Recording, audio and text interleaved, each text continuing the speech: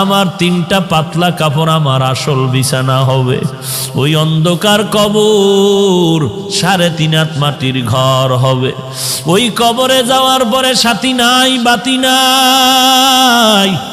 আল্লাহ পাকের 2 জন ফেরেশতা প্রশ্ন করার জন্য আসবে। আসার পরে 1 নাম্বার প্রশ্ন, রবের পরিচয় দাও। 2 নাম্বার প্রশ্ন হবে তুমি ধর্মের পরিচয় দাও। 3 নাম্বার প্রশ্ন হবে তুমি রহমাতুল লিল আলামিনের পরিচয় দাও। যদি আল্লাহর শুকর জবাব দিতে পারি তাহলে আমি তখন তোমাকে বলতে পারবো আমি আব্দুল কাদের জিলানী ভালো, তুই কুকুর বড় খারাপ। আর যদি ওই প্রশ্নের জবাব দিতে না পারি তখন আমার কবর হয়ে যাবে জাহান্নামের আগুন। 1টা নয়, 2টা নয়, 70 থেকে 99টা সাপ কবর ভরে যাবে। 2 পার্শ্বের মাটির চাপ। তখন আমি জবাব দিয়া বলতে পারবো কুকুর তুই ভালো, আমি মানুষেও ভালো হতে পারলাম না, কারণ আমার কবরের মধ্যে আগুন জ্বলে, আমার আযাব হচ্ছে, তোর কোনো আযাব নাই।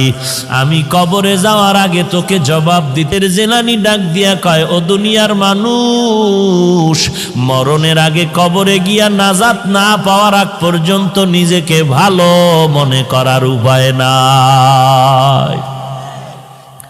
আমারে মাওলানা না বললে মনে কষ্ট পাই, আমারে আন্তর্জাতিক মুফাসসির না বললে কষ্ট পাই, আমাকে হাজী সাহেব না বললে কষ্ট পাই, আমাকে খতিব সাহেব না বললে বড় কষ্ট পাই। আমি প্রিন্সিপাল, আমি মুফতি সাহেব, আমি মুহাদ্দিস, এটা দাবি করে কত গর্ববোধ করি, কত অহংকার।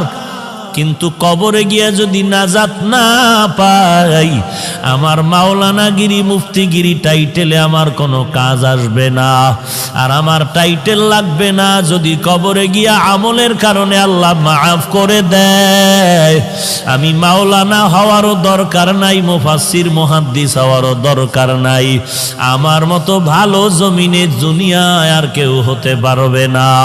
এরে নবীর উম্মতের দল, দিল্লি শাহী জামে মসজিদের মধ্যে খতিব হলেন শাহ ওলিউল্লাহ মুহাদ্দিসে দেহলভী রহমাতুল্লাহ আলাই। জুমার নামাজের খুতবায় যখন দাঁড়ায়, রুমাল দিয়া চেহারাটা ঢাকিয়া দাঁড়ায়। একজন দাঁড়ায় বলে, হযরত আপনি চেহারা ঢাকিয়া খুতবা পড়েন, কারণটা কি? আল্লাহর ওলি বলে, বাবা আগামী জুমায় তুমি জবাব নিতে আসবা।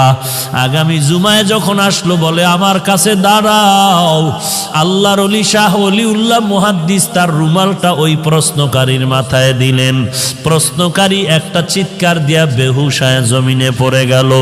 হুশে আসার পরে বলে, বাবা রুমালটা মাথায় দেওয়ার কারণে তুমি চিৎকার দিলা কেন? ওই লোকটা বলে, আল্লাহর কসম, আপনার রুমাল আমার মাথায় দেওয়ার পর দিল্লির বিশাল শহরে তাকায়া দেখলাম লক্ষ লক্ষ মানুষের মধ্যে কোনো মানুষ নাই, মাঝে মাঝে 2-1টা মানুষ দেখা যায়, আর বেশিরভাগ দেখা যায় কুকুর আর বানরের সুরতে। গর্ব সুরত আদমি ইনসাবুদে আহমদবু জাহলো হামেক সাবুদে আদমিরা আদমিয়ত লাজিমাস উদেরা গর্বুনা বাশুদ হি জামাস। গোটা দুনিয়াটা শাসন করেছেন 2 জন, শোষণ করেছে 2 জন। একজন শাসনকর্তা সুলাইমান পয়গম্বর, আর একজন শাসন করেছিলেন বাদশাহ যুলকারনাইন। ইন্তেকালের আগে বাদশাহ যুলকারনাইন বললেন, মরার পরে জানাজা পড়াইয়া কাফনের ভেতর থেকে হাত 2টা বের করে এলাকায় ঘুরায় ঘুরায় কবরে নিয়ে যাওয়া। যখন জানাজার পরে এমন করা হলো, দুনিয়াওয়ালারা কয়, দেখ দেখ, দুনিয়ার ক্ষমতা পাইয়াও লোভ এখনো সামলাইতে পারে না, মরার পর আরো চায় আরো চায়। ইমানওয়ালা কয়, না রে বেয়াকুফ, না না, বাদশাহ যুলকারনাইন গোটা মানুষের সবক দিয়া গেল, আমি দুনিয়ার পুরা ক্ষমতা পাইয়াও আজ খালি হাতে কবরে যাইতেছি। এরে নবীর উম্মতের দল, কিসের মাস্তানি আর কিসের বাহাদুরি করো? তোমার আপন ছেলে যার জন্য তোমার ঘাম নষ্ট করে কামাই রুজি করে বাড়ি গাড়ি করো, ওই ছেলেটা তোমার গুনার ভাগ নিবে না, ওই মেয়েটা তোমার গুনার ভাগ নিবে না, তোমার মা তোমার আপন গুনার ভাগ নিবে না। দুনিয়াতে যদি মামলায় পড়ে যাও, বিপদে পড়লে দেখছো নি মা বাবায় বলে এই সন্তান আমি চাই না, একটু বিপদে পড়লে মা সন্তানেরে ভুলিয়া যায়, আবার সন্তান মা বাবারে ভুলিয়া যায় স্বার্থের ভরি টানে ভরিয়া। অতএব তুমি কার পিছনে দৌড়াও, সব বাদ দিয়া তুমি আমার মাওলার সাথে যোগাযোগ লাগায়া দাও। আল্লাহকে ডাক দিয়া বলো, হে মালিক, দুনিয়াতে এই 70 বছর 60 বছর 40 বছর হায়াতে আমার প্রত্যেকটা সেকেন্ড আমি আমার দুনিয়ার লাইনে ব্যয় করলাম, বন্ধুর লাইনে ব্যয় করলাম, আমার খেলার মাঠের বন্ধুর পিছনে আড্ডা দিয়া সময় নষ্ট করলাম, লেখাপড়ার মাঠে আমার ছাত্র ভাই বোনের পেছনে সময় দিলাম, কর্মজীবনে আবার আমি টাকার পেছনে সময় দিলাম, আজান কানে আসছে মসজিদে যাই নাই, আলেম ওলামার মাইকির বয়ান আসছে বয়ানে যাই নাই, আল্লাহ ওয়ালারা ডাকছে আসো, মুয়াজ্জিন ডাকছে আসো, যাই নাই। ও আল্লাহ, সব জিন্দেগি বরবাদ করে ফেললাম। চোখ দুইটা বন্ধ করে তাকায় দেখি আমার আমল নামায় ভালো একটা নেক আমল নাই। ওরে বান্দা, আল্লাহ যদি জিজ্ঞাসা করে এমন একটা ওসিলা পেশ করো। আইয়ুব নবী এত বিছানায় অসুস্থ, সবাই পোকা পড়ার কারণে দুর্গন্ধে এলাকা ছাড়িয়া সবাই চলে যায়। আইয়ুব নবী এখন কাঁদতেছে, আল্লাহ সবাই আমারে ছাড়িয়া যায়, তুমি আমারে ছাড়িয়া দিও না রে আল্লাহ। এই কান্নার মধ্যে তাকায় দেখে অনেক বিবি তার ছিল, কয়েকজন বিবি আইসা বলে আমাদের তালাক দেন, আমরাও চলে যাব। আইয়ুব নবী কান্না করে বলে, বিবিরা যাও যাও, আমার জন্য আমার আল্লাহ হলেন যথেষ্ট। এইবার আইয়ুব নবী ভাঙ্গা দিল নিয়ে কান্না করে বলে, ও মালিক, আমার আদরের আপন বিবিরা পর্যন্ত আমাকে ছাড়িয়া সবাই চলিয়া যাইতেছে, তুমি আমাকে ফালাইয়া দিও না, মেহেরবানি করে তুমি আমাকে কবুল করিয়া নিও।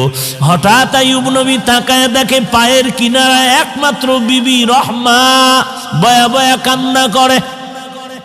আইয়ুব নবী ইশারা করে বলে, বিবি সবাই গেল, তুমি কেন যাও না? ইউসুফ নবীর কন্যা রহিমা, কিন্তু আসল নাম রহমা, তুমি যাও। বলে, না না, আমাকে যেতে বলবেন না পয়গম্বর। কারণটা কি? বলে, আমি আপনার খেদমতে আমার জীবনটা কাটায় দিতে চাই। কারণ কি? বলে, হাসরের ময়দান তো বড় কঠিন, একটা নেকের টানে মা বাবায় জাহান্নামে যাবে, ছেলে মেয়েরা জান্নাতে যাবে। একটা নেকের ব্যবধানে অনেক সময় ছাত্র জান্নাতে যাবে, ওস্তাদরা জাহান্নামে যাবে। একটা নেকের টানে বক্তা জাহান্নামে যাবে, শ্রোতারা জান্নাতে যাবে। একটা নেকের ব্যবধানে ইমাম সাহেব জাহান্নামে যাবে, মুক্তাদিরা জান্নাতে যাবে। একটা নেকের ব্যবধানে দেখা যাবে পীর সাহেব জাহান্নামে যায়, মুরিদেরা আমল করিয়া জান্নাতে যায়।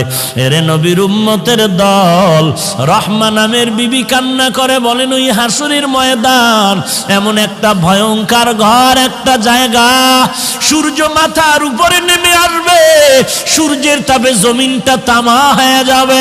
ওদিকে জাহান্নামের আওয়াজ, ওদিকে আমার আল্লাহ তাআলার কুদরতের আওয়াজ। ওয়ামতাজুল ইয়াউমা আইয়ুহাল মুজরিমুন, এরে গুনাহগারের দল, নেককারদের থেকে তোরা আলাদা হয়ে যা। জাহান্নাম চিৎকার দিয়ে বলবে, রে মালিক, গুনাহগারগুলো সব আমার পেটের মধ্যে দিয়া দাও রে আল্লাহ। সূর্যের তাপে মানুষের গুনাহগারের মাথার মগজগুলো টাস টাস করে ফেটে যাবে, পায়খানার রাস্তা দিয়া পেটের নারী বুড়িগুলো পড়িয়া যাইবে। এমন কান্নার আওয়াজ, জাহান্নামের আওয়াজে হাসরের ময়দানটা থরথর করে কাঁপা শুরু হয়ে যাবে। ওরে নবীরা পর্যন্ত কান্নার আওয়াজ, শুধুমাত্র তোমার আমার নবী সিজদায় পড়ে কাঁদবেন, আল্লাহ জাহান্নামে ফিরাও, আমার একটা উম্মত যেন জাহান্নামে না যায়, আমার একটা উম্মত জাহান্নামে গেলে আমি নবী জান্নাতে যাব না। আল্লাহ বলবেন, নবী আপনি কাঁদবেন না, আপনি চিনিয়া চিনিয়া বাছাই করে করে আপনার উম্মতের জান্নাতে নেওয়ার চেষ্টা করেন। এরে নবীর উম্মতের দল, আমার নবী উম্মতের কেমনে চিনবেন? আম্মা জান আয়েশা রাদিয়াল্লাহু আনহা বলেন, কোটি কোটি মানুষের মধ্যে উম্মতের চিনবেন কি করে? আল্লাহর নবী বলেন, হে আয়েশা, বড় গাভীর পাল, গরুর পাল, বকরির পাল, ওই বকরির পালের মধ্যে যদি কোনো বকরির কপালে চাঁদের সাদা চিহ্ন থাকে, এটা চিনা কেমন কঠিন? বলে অনেক সহজ। বলে হাসরের কোটি কোটি মানুষের মধ্যে আমার যারা আসল উম্মত, ওযু বানাইয়া 5 বেলার নামাজ পড়বে, আমি নবী তাকায় দেখব ওযুর অঙ্গগুলো তাদের নূরের আলোতে ঝলমল ঝলমল করতে থাকবে। আমি নবী বাছাই করে করে জান্নাতের ময়দানে নিয়ে যাব। রহিমা কান্না করে বলে, পয়গম্বর, হাসরের দিন যদি আল্লাহ আমি রহিমাকে ডাকিয়া বলে, এমন কোন আমল নিয়ে আসছো নাকি যাতে করে তোমাকে মাফ করে দিব? ওই দিন যদি আমার কোনো আমল না পাই, আমি আল্লাহর কাছে দাঁড়ায় বলবো, হে মালিক, আমি একজন তোমার আদরের নবীর স্ত্রী, তুমি আমাকে উসিলায় মাফ করে দাও। আমার আল্লাহ নবীর মোহাব্বতে আমি রহিমাকেও মাফ করে দিতে পারেন। এরে পর্দার আড়ালের মা, আমি হাফিজুর রহমানের মা, তুমিও মা। মনটা কি চায় না একজন আলেমের মা হয়ে কবরে যাও, একজন হাফেজে কোরআনের মা হয়ে কবরে যাও। তুমি মরার পরে তোমার সন্তান জানাজা পড়াবে, তুমি মরার পরে তোমার সন্তান কবরে গিয়া কোরআন পড়ে দোয়া করবে। যদি এমনটাই চাও, স্বামীর খেদমত করো, সন্তানের কোরআনওয়ালা বানাও, আল্লাহর মোহাব্বত নিয়ে পর্দা করে চলো, আর আল্লাহর কাছে চোখের পানি ছেড়ে কান্না করো, আল্লাহ এমন সন্তানের মা বাবা বানায় দাও যেই সন্তান আমি মরার পরে জানাজার ইমাম হতে পারে। এরে যুবক, আল্লাহর কাছে তওবা কর। যৌবনের 3 ভাগের 2 ভাগ গুনাহের কাজে ব্যয় করছো, আর কয়দিন বাহাদুরি করবি? এখান থেকে ঘর পর্যন্ত যাওয়ার গ্যারান্টি তোর হাতের মধ্যে নাই। এরে যুবক, আমিও তো তোর মতো একটা যুবক সন্তান। তোর ডানে বামে তাকায়া দেখ, তোর মতো যুবক স্কুল কলেজে পড়ে নামাজ বাদ দেয় না, তুই কেন পারো না? তোর মতো যুবক র্যাব আর্মি পুলিশ বিডিআর চাকরি করে নামাজ বাদ দেয় না, তুমি কেন পারো না? তোমার মতো যুবক তাকায়া দেখো, কৃষি কাজ করে, নদীতে কাজ করে, শ্রমিকের কাজ করে, নামাজ বাদ দেয় না, তুমি কেন পারো না? কয়দিন আর গুনার কাজ করবি রে বাবা? জাহান্নামের আগুন কি সহ্য করতে পারবি? আল্লাহর কোরআনটা কি তুই কি মিথ্যা মনে করেছো? নবীর হাদিস কি মিথ্যা মনে করেছ? আল্লাহর কোরআনের আওয়াজ এক জাররা পরিমাণ গুনাহ নিয়ে যদি কবরে যাও, ওই কবরের 2 পার্শ্বের মাটির চাপ পাজরের হাড় চুরমার হয়ে যাবে, সহ্য করতে পারবি না রে আল্লাহর বান্দা।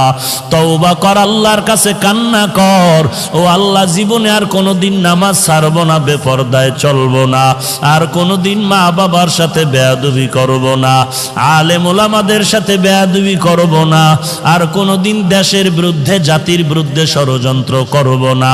সহিভাবে কোরআন পড়ে নামাজ পড়ব, নবীর তরিকায় চলব।